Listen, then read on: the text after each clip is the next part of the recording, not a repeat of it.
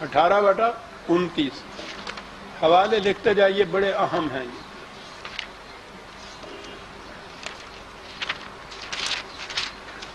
یہ آیت تو بار بار آئے گی۔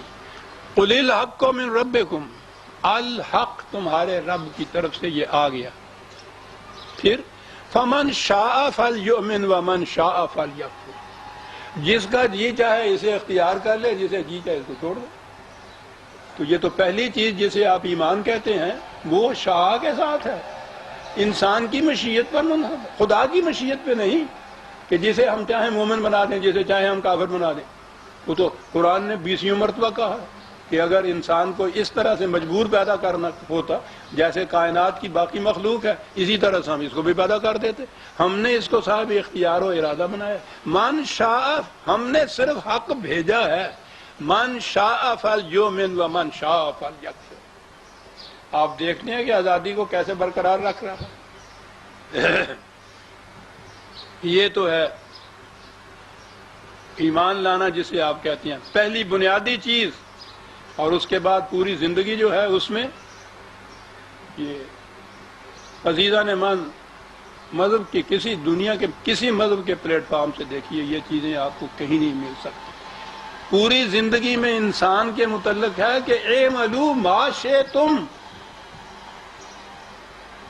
ہم اپنی دنیا کے اندر اپنی مشیت چلاتے ہیں، تمہاری دنیا میں ہم دخل نہیں دیتے۔ ما شئتم، اپنی دنیا میں تم جو تمہاری مشیت ہو اس کے مطابق کرو، جو تم چاہو اس کو کرو، ہم نہیں دخل دیں گے۔ نبی اکرم صلی اللہ علیہ وسلم کی زبان مبارک سے بار بار قرآن میں ہے اعملوا علی مکانتکم انی عامل، تم اپنے پروگرام کے مطابق عمل کرو، مجھے اپنے پروگرام کے مطابق عمل کرنے دو۔ ما شئتم اعملوا ما شئتم، وہی بنیادی چیز ہے جس پہ میں آج زور دے رہا ہوں، اس ہدف پہ، انسان کی آزادی کو برقرار رکھنا، یہ ہے قرآن کا مقصود و مطلوب۔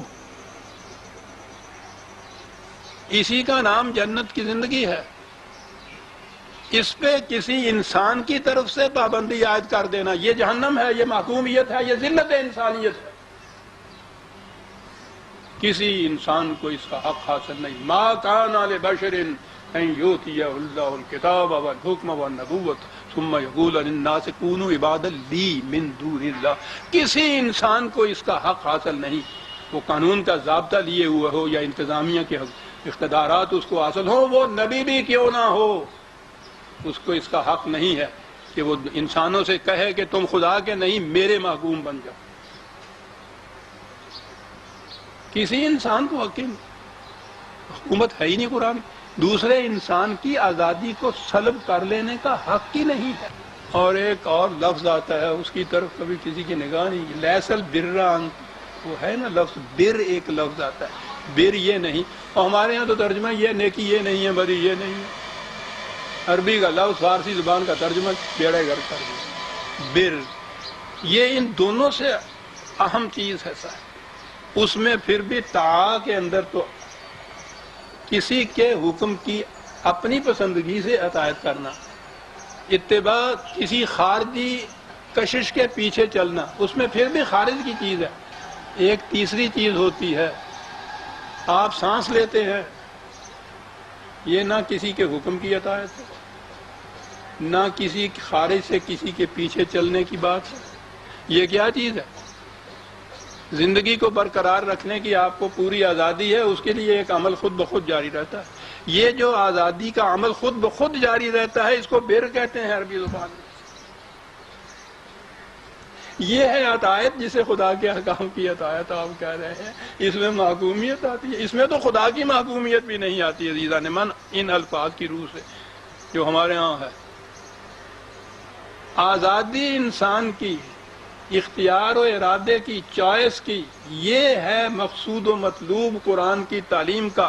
خدا اس کو یہ بنانا چاہتا، آنچ حق می خواہد آن سازت ترا، جو خدا چاہتا ہے کہ تم بن جاؤ، قرآن تمہیں وہ بنا دیتا ہے بما کنتم تعملون۔